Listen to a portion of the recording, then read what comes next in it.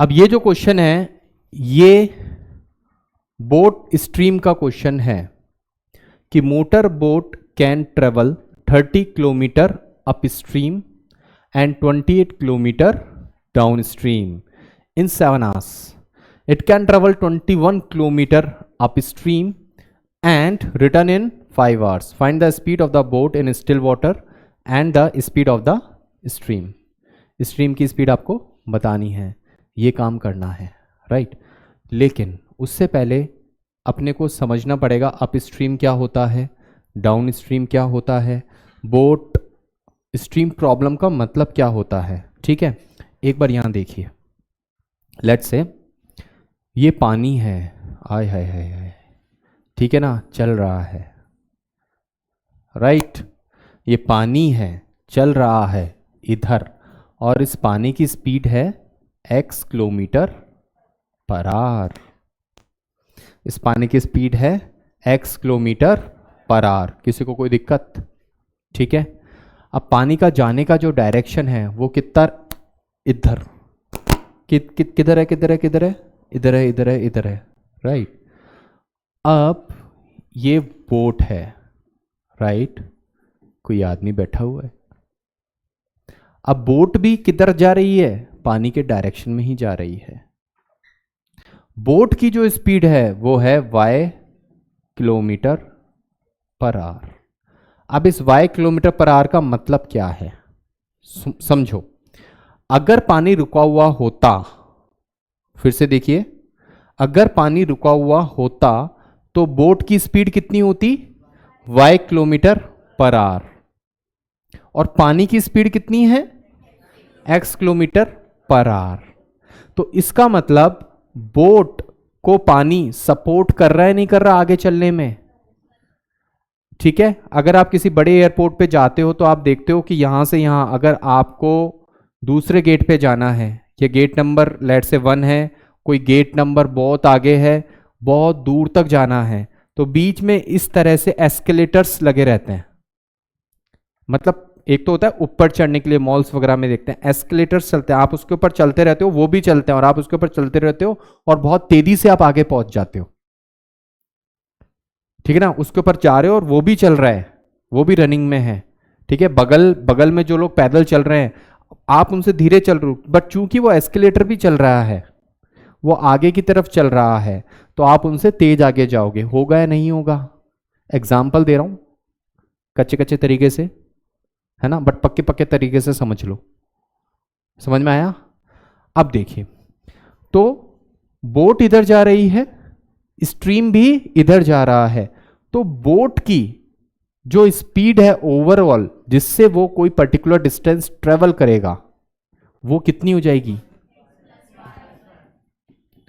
Total speed of boat by which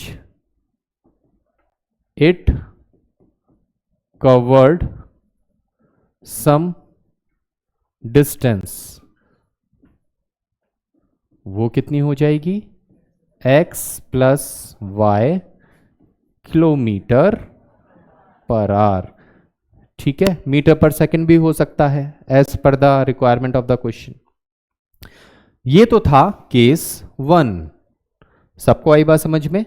और जब water की डायरेक्शन में ही बोट चल रही है तो इस कंडीशन को बोलते हैं क्या, डाउन स्ट्रीम।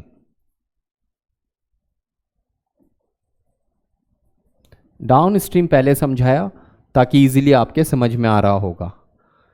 कहने का मतलब यह है कि अगर वाटर जा रहा है 10 किलोमीटर पर आवर की स्पीड से, और अगर बोट जा रही है let's say 20 kilometre per our की स्पीड से, तो टोटल कितने की स्पीड से आगे जा रहे हैं, it is 30 kilometre per our की स्पीड से इधर की तरफ मूव हो रही है बोट।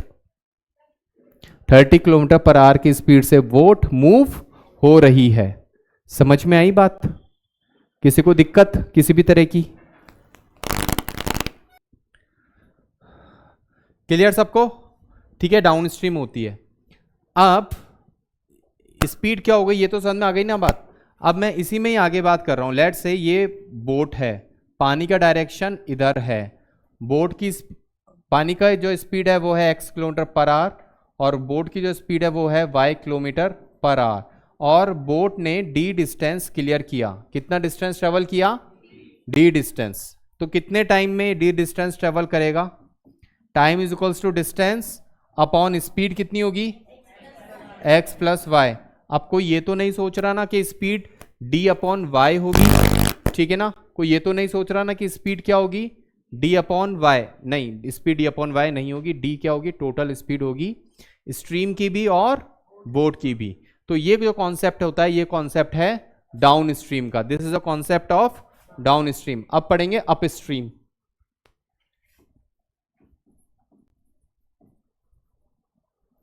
अप स्ट्रीम, ठीक है, ये क्या होता है, फिर से रिवर जो है इसी डायरेक्शन में जा रही है, रिवर जो है इसी डायरेक्शन में जा रही है इधर, ठीक है, रिवर जो है इसी डायरेक्शन में जा रही है, कितने की स्पीड से, x किलोमीटर पर आवर, और यहां पर बोट है, बोट का डायरेक्शन इधर है जाने का, कितने की स्पीड से, y किलोमीटर पर आवर। लेकिन ये जितना आगे जाएगी थोड़ा सा रिवर उसको पीछे लेकर के आएगी। नेट वाला कॉन्सेप्ट समझ में आ रहा है ना, ठीक है। तो नेट स्पीड इसकी कितनी हो जाएगी अप स्ट्रीम में, नेट स्पीड, ठीक है, 11th में चलोगे तो इसको रिलेटिव स्पीड बोला जाएगा, ठीक है, वो अपन पढ़ेंगे 11th में, फिजिक्स में पढ़ेंगे, इसको रिलेटिव स्पीड बोला जाएगा। तो ये कितनी हो जाएगी, y minus x kilometre per our, y minus x kilometre per hour. अब लेट्स से ये बोट यहां तक आ गई विथ सम d डिस्टेंस, ये बोट यहां तक आ गई विथ सम d डिस्टेंस, तो टाइम कितना होगा, distance upon speed, distance upon speed. This is a case of up stream, ठीक है। रिवर यहां जा रहा है, यहां की तरफ जा रहा है, रिवर करंट, वाटर करंट यहां की तरफ जा रहा है, और बोट यहां की तरफ जा रही है। This is the up stream, concept of up stream. सबको आ गई बात समझ में, ठीक है, this is a concept of up stream.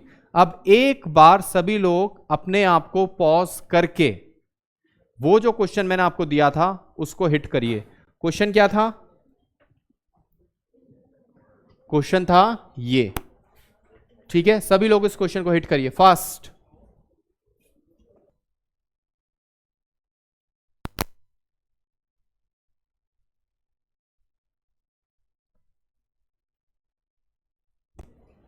A motorboat can travel 30 kilometre upstream and 28 kilometre downstream in 7 hours, ठीक है ना।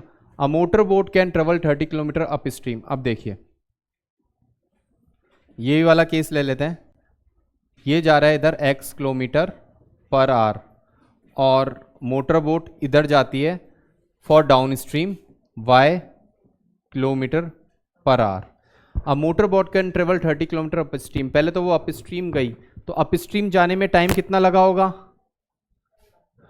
टाइम कितना लगा होगा for upstream, distance upon speed, कितना डिस्टेंस कवर किया अपस्ट्रीम में, 30, ठीक है।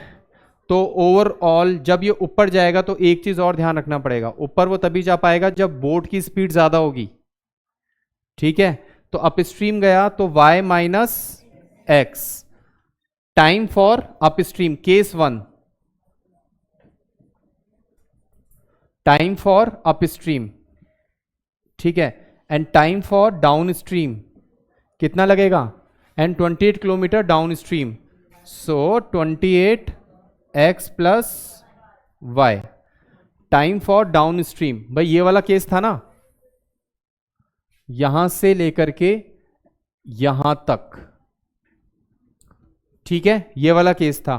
तो अल्टीमेटली टोटल टाइम कितना लगा, 7 आवर्स। तो इन दोनों को ऐड कर देंगे, 30 upon y minus x plus 28 upon y plus x is equals to 7 hours. समझ में आया नहीं आया, प्रॉब्लम है कोई, किसी तरह की। दूसरा case, it can travel 21 kilometre up stream. अब केस 2 लिख दूं इसको, it can travel 21 kilometre up stream, 21 kilometre up stream. अब 21 किलोमीटर अप स्ट्रीम का क्या मतलब हुआ, कितना टाइम लेगा अप स्ट्रीम में, 21 upon y minus x, and down stream में टाइम कितना होगा, and return in 5 hours. It can travel 21 kilometre up stream and return, return का क्या मतलब हुआ, सेम 21 किलोमीटर ट्रेवर्स किया in 5 hours. So 21 upon x plus y, down stream रहा होगा तो x प्लस वाई। सो दोनों को ऐड कर देंगे तो कितना समय जाने में लगा अप स्ट्रीम में और डाउन स्ट्रीम आने में लगा, that is 5 hours. So 21 upon y minus x plus 21 upon y plus x is equals to 7। I am sorry, it is 5, it is 5, right,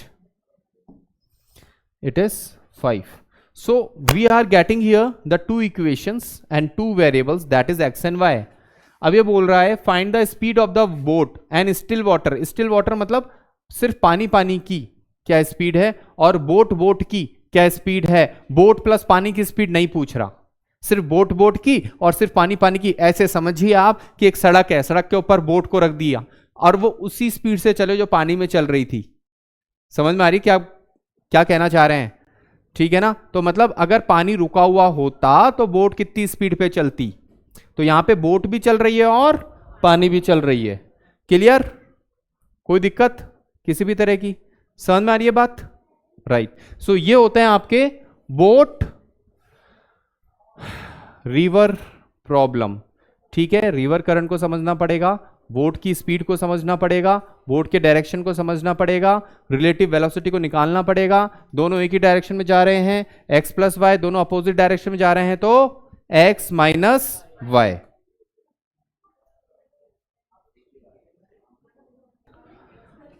right, सो ये इक्वेशंस मैं यहां लिख रहा हूं, इनको निकालना पड़ेगा। 30 upon y minus x plus 28 upon y plus x is equals to 7, ठीक है। 28 upon y plus x is equals to 7, 21 upon y minus x plus 21 upon y plus x is equals to 5, ठीक है, is equals to 5। अब देखिए 1 upon y minus x को मैं a ले लेता हूं, 1 अपॉन वाई प्लस एक्स को मैं क्या ले लेता हूं, b। So 30a plus 28b is equals to 7, 21a plus 21b is equals to 5, ठीक है। 21a plus 21b is equals to 5।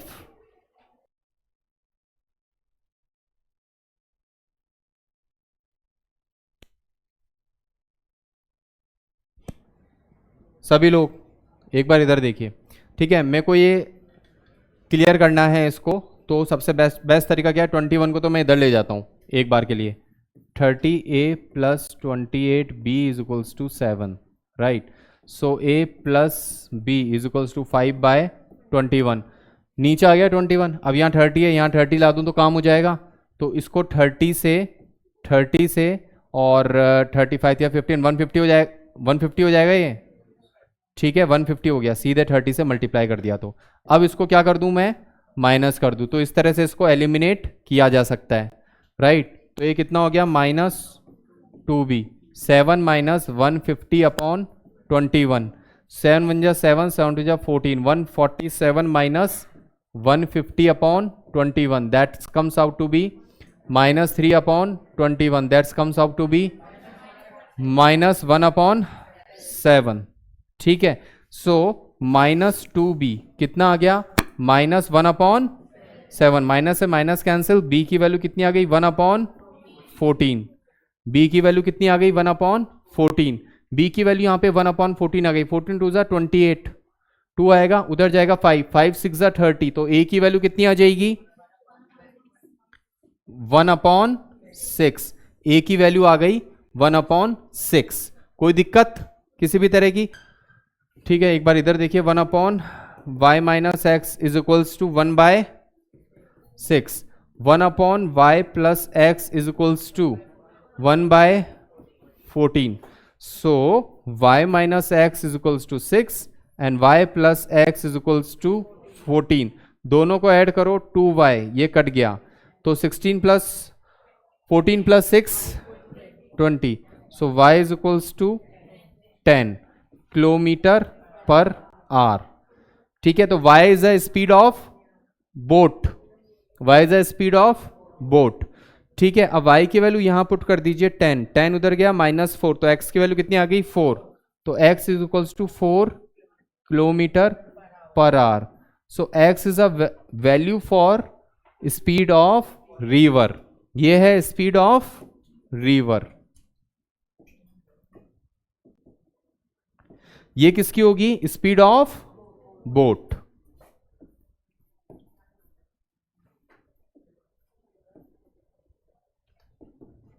ये क्या होगी? Speed of boat. कोई दिक्कत किसी भी तरह की इसमें?